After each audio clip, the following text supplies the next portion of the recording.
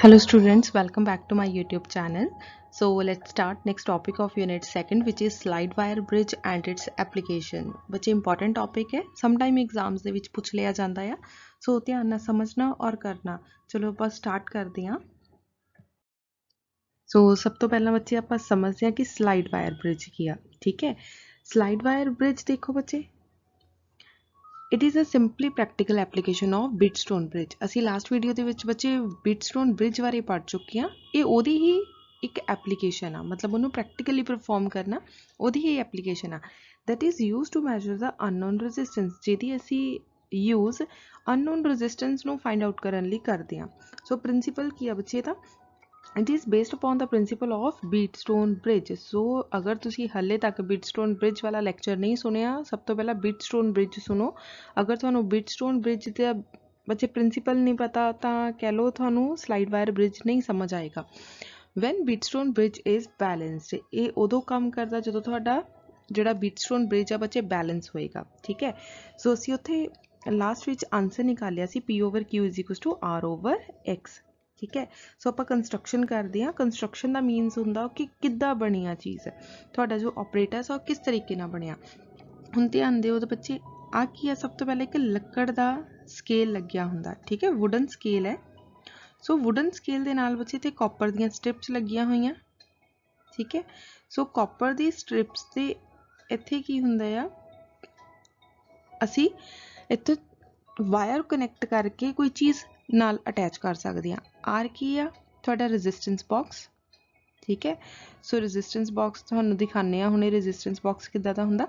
X ਕੀ ਆ, ਇੱਕ ਇੱਦਾਂ ਦੀ ਪਤਲੀ ਜੀ ਤਾਰ ਜਿਹਦੀ ਅਸੀਂ ਅਨਨੋਨ ਰੈਜ਼ਿਸਟੈਂਸ ਪਤਾ ਕਰਨੀ ਆ। ਸੋ ਇਸ ਪੁਆਇੰਟ ਦਾ ਨਾਮ ਏ ਰੱਖ ਦਿੱਤਾ, ਠੀਕ ਹੈ। ਜਿੱਥੇ ਤੁਹਾਡੀ ਜੋਕੀ ਮੂਵ ਕਰੇਗੀ ਉੱਥੇ ਅਸੀਂ ਕੋਈ ਪੁਆਇੰਟ, ਉੱਥੇ ਤੱਕ ਦਾ ਪੁਆਇੰਟ ਬੀ ਰੱਖ ਦਿੱਤਾ। ਲਾਸਟ ਵਾਲਾ ਪੁਆਇੰਟ ਕੀ ਆ, ਸੀ। ਇੱਕ ਸੈਂਟਰ ਵਿੱਚ ਪੁਆਇੰਟ ਆ ਜਿੱਥੇ ਅਸੀਂ ਗਲਵੈਨੋਮੀਟਰ ਅਟੈਚ ਕਰਨਾ, ਉਹਦਾ ਪੁਆਇੰਟ ਦਾ ਨਾਮ ਅਸੀਂ ਰੱਖ ਦਿੱਤਾ ਡੀ, ठीक है। अगेन असी वायर लित्तियां, डी पॉइंट नाल कनैक्ट किया, अगे लगाता गलवैनोमीटर। बच्चे गलवैनोमीटर एक सेंसिटिव डिवाइस आ जिहड़ा करंट नूं मैजर करन, जिद्दां ही उहदे विच करंट पास हुंदा आ तां करंट दी डिफ्लैक्शन शो करदा कि उह चों करंट पास भी हो रहा कि नहीं हो रहा, ठीक है। नैक्सट असी जोकी लगा दी, जोकी नूं इस पूरी वायर दे उपर असी मूव करांगे। हुणे मैं तुहानूं दिखानी आ, पूरा ऑपरेटस दिखाने आ कि किस तरीके नाल एक्चुअली हुंदा आ ये। सो असी ए तो वायर लित्ती, वायर दे नाल की कीता, बैटरी अटैच कर दित्ती, ठीक है। सो बैटरी का नाम ई रख दिता। अगे असी की लगाती, किहड़ी की आ ਜਿਹਨੂੰ ਅਸੀਂ ਬੰਦ ਜਾਂ ਕਲੋਜ਼ ਕਰ ਸਕਦੇ ਹਾਂ, ਠੀਕ ਹੈ, ਉਹਨੂੰ ਸੀ ਦੇ ਨਾਲ ਅਟੈਚ ਕਰ ਦਿੱਤਾ। ਕਲੀਅਰ ਹੋ ਗਈ ਬੱਚੇ, ਡਾਇਗਰਾਮ ਕਲੀਅਰ ਹੋ ਗਈ। ਸੋ ਕੰਸਟਰਕਸ਼ਨ ਦੇ ਵਿੱਚ ਦੇਖੋ ਕੀ ਲਿਖਣਾ, it consist of a wooden board. ਆਹ ਵਾਲਾ ਜਿਹੜਾ ਯੂਜ਼ ਕੀਤਾ ਹੋਇਆ ਹੈ ਕੀ ਹੈ ਤੁਹਾਡਾ, ਵੁਡਨ ਬੋਰਡ, ਆਹ ਵਾਲਾ ਪੋਰਸ਼ਨ, ਠੀਕ ਹੈ। ਅੱਗੇ ਦੇਖੋ, ਵਿਚ a wire of 1 metre is stretched between the two copper strips।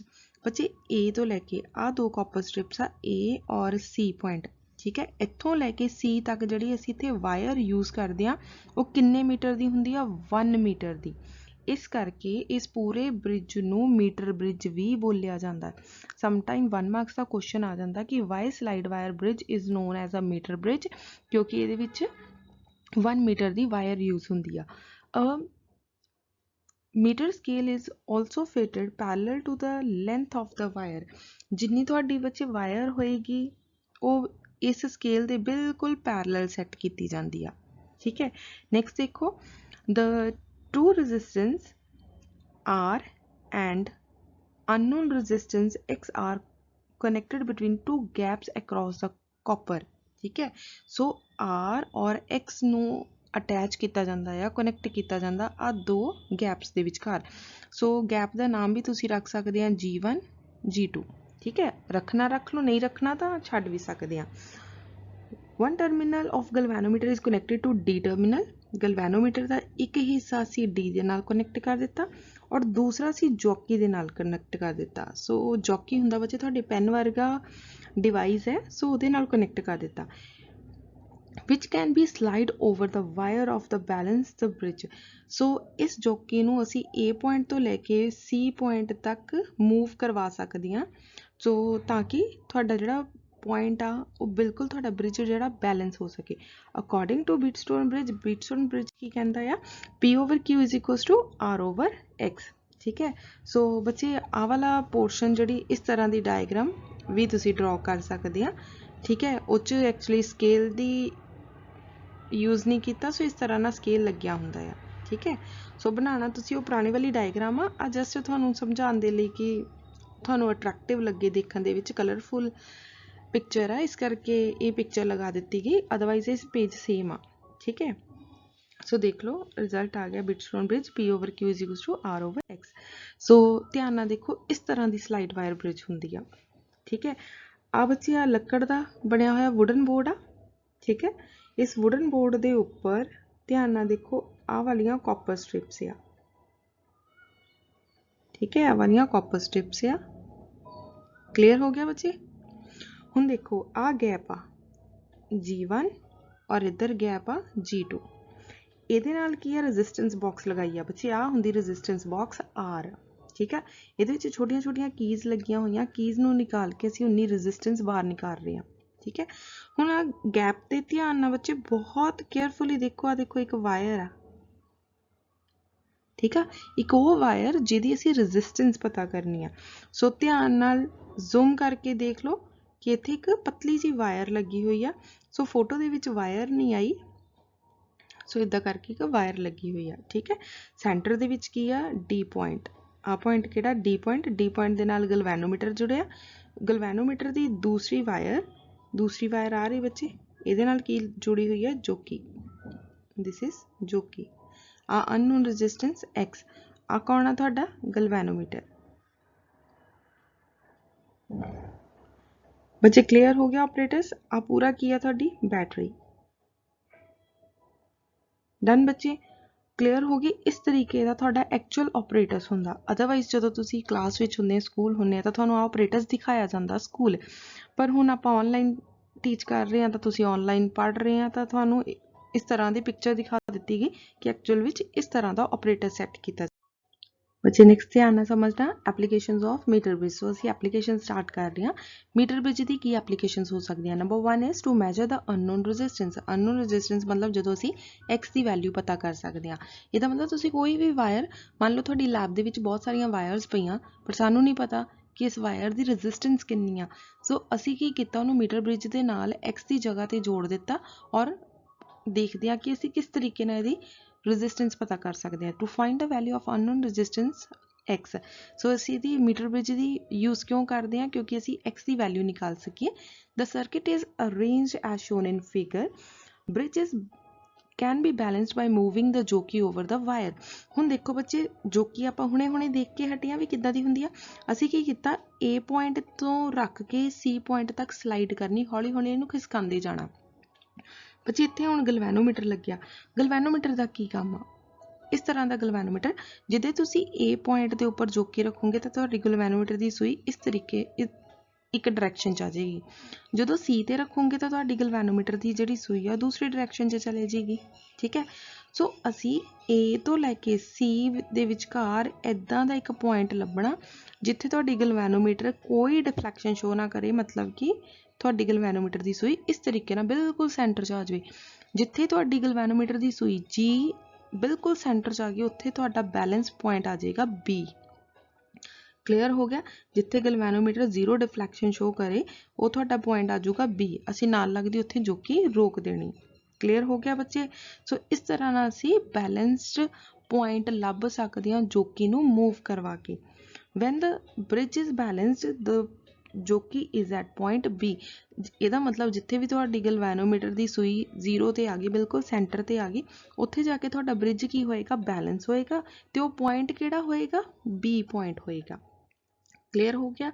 Next देखो, हुण बच्चे तुहाडी पूरी डायग्राम दे विच तुहानूं दिख रहा भी आ आर है, एक्स आ, पर पी क्यू तो है ही नहीं। अकॉर्डिंग टू जिहड़ा तुहाडा ब्रिज आ वो की है, P over Q is equals to R over X. R ते एक्स है पर पी क्यू कित्थे आ।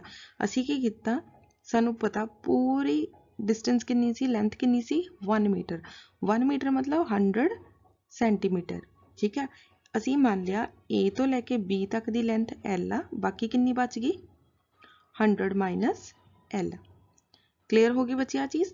सो मान लो आ वाली पूरी चीज़ नूं असीं की मान लिया पी, ते इनू असीं की मान लिया क्यू।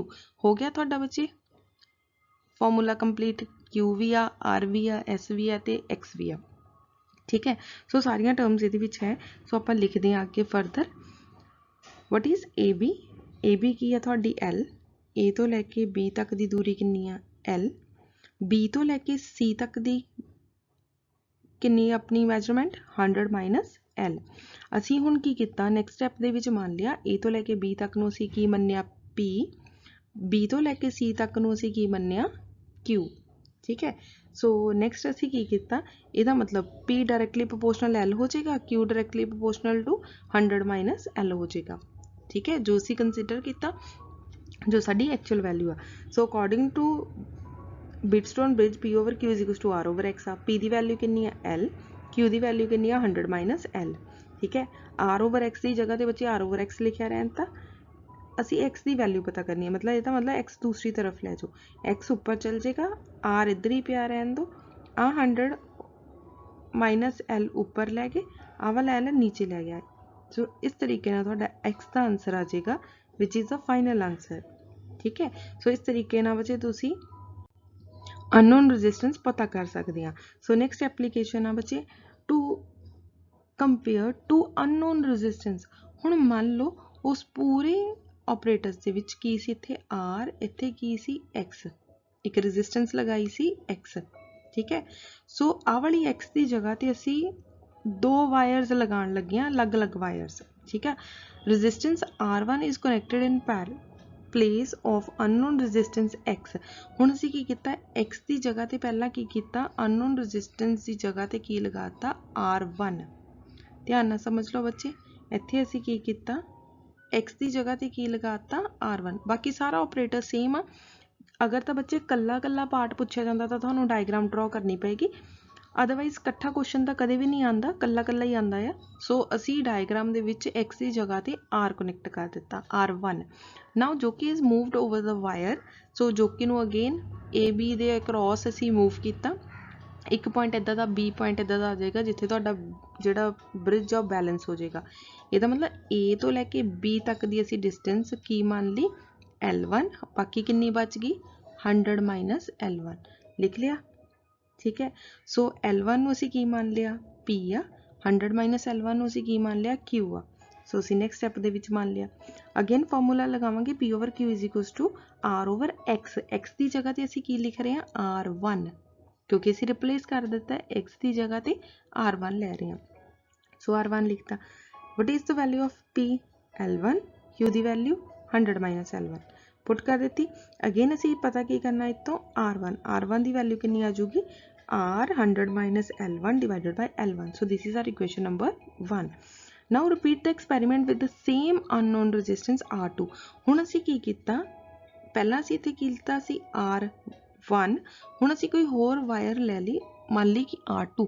मान लो तुहाडी लैब दे विच कितनियां बड़ियां वायर्स आ, तो असी उन्हां विचों दो वायर्स की रेजिस्टेंस पता करनी। पहले विच R1 लिख लो, दूसरी वारी जिहड़ी तार असी वायर यूज़ कर रहे उहदी रेजिस्टेंस असी R2 लिख ली। तो सेम उही होएगा, हुण की होएगा इत्थे L2, इधर भी क्या आ जाऊगा 100 माइनस L2। इसदा मतलब P की वैल्यू कितनी आ जाएगी हुण L2, Q की वैल्यू कितनी आ जाएगी 100 माइनस L2 लिख दिता। सो नैक्सट किदा P over Q is equal to R over R2। हुण R ओवर X की जगह ते असी की यूज़ कर रहे हैं R2, सो R2 लिख दिता।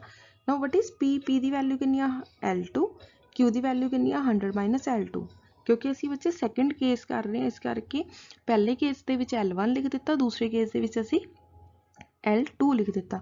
सो R2 की वैल्यू पता करनी है, R2 एक पासे ले जाओ, बाकी तुहाडी एक वैल्यू आ जाऊगी।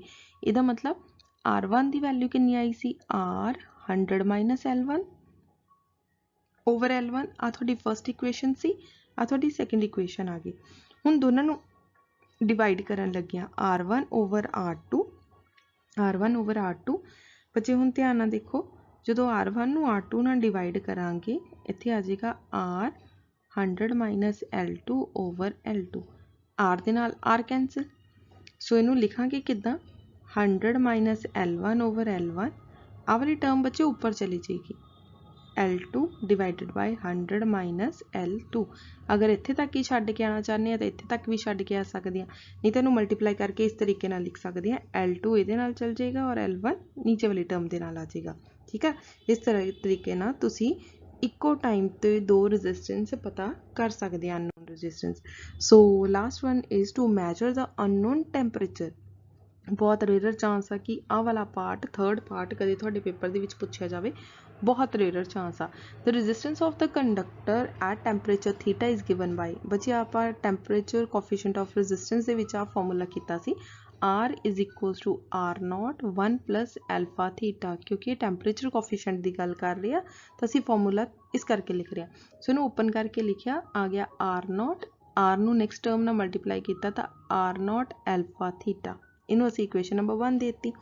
हुण R0 की आ बच्चे इत्थे resistance of conductor at temperature 0 degree, जो 0 डिग्री सी उदों टैंपरेचर सी। हुण नैक्सट देखो इत्थे R की गल होगी, फिर एल्फा की आ, एल्फा की है temperature coefficient of resistance, then theta की है टैंपरेचर, वो वाला टैंपरेचर जोड़ा सी पता करना है। कैपिटल आर की है, हुण बाहर वाली आर की है resistance of a conductor at temperature theta, ठीक है। सो मान लो कि असी लै रहे हैं if R100 is a resistance of conductor at 0 degree Celsius. मान लो कि असी जो मैक्सीमम गर्म कर दिता 100 डिग्री तक वह टैंपरेचर लै गए resistance. R100 is a resistance of conductor at 100 degree Celsius. असी की किया R100 विचों ओरिजिनल वैल्यू R0 माइनस कर दी, ठीक है। यदा मतलब सो पहले इनू सिंपल समझ लो, नहीं तो थानू पता नहीं लगेगा R100 किद्दां लै रही हैं। आही उपर वाली टर्म है बच्चे इक्वेशन नंबर 1, R की जगह तो असी की लिखिया R100, क्योंकि 100 डिग्री टैंपरेचर तक चला गया। R0 की जगह तो R0 लिखिया रहन दो प्लस R0 एल्फा, थीटा की वैल्यू असी कितनी लै रहे हैं 100। आ वाला R0 दूसरी तरफ लै जाओ, R100 minus R0 is equals to R0 alpha 100। आ गई इक्वेशन नंबर थोड़ी 2। पता लग गया बच्चे सेकंड इक्वेशन किस तरीके ना आई आ। कन्फ्यूज नहीं होना, जो इक्वेशन नंबर 1 ना, इक्वेशन नंबर 1 दे विच ही R100 पुट किया है, थीटा की जगह ते 100 पुट किया, क्योंकि असी टैंपरेचर 100 लै रहे हैं। क्लीयर हो गया। सो इत्थे आ गया R100, सो थीटा की जगह ते की आ गया 100, सो सेकंड इक्वेशन बन गई। क्लीयर हो गया। सो इक्वेशन नंबर 1 एंड 2 जो असी डिवाइड करांगे, this term divided by R, ठीक है। R नू अरेंज किस तरीके ना किया, R माइनस R0 दूसरी तरफ लै गए, minus R0 is equals to R0 alpha theta. Clear हो गया। सो इनू ले लो इक्वेशन नंबर 1 चाहे। सो इक्वेशन नंबर 2 नू जो 1 ने डिवाइड किया, this term divided by this term and this term divided by this term. Clear हो गया। सो R0 दे नाल R0 कैंसल हो गया। सो कल्ला थीटा की वैल्यू एल्फा दे नाल एल्फा कैंसल हो गया। कली थीटा की वैल्यू निकालनी आ तो 100 जोड़ा है दूसरी तरफ लै जाओ। सो this is the final answer. Clear हो गया बच्चे। अगर इस पूरे टॉपिक दे विच किस तरह की कोई प्रॉब्लम हो या कुछ ना समझ लग्या हो तो बच्चे तुसीं पुछ सकते हैं। Thank you so much.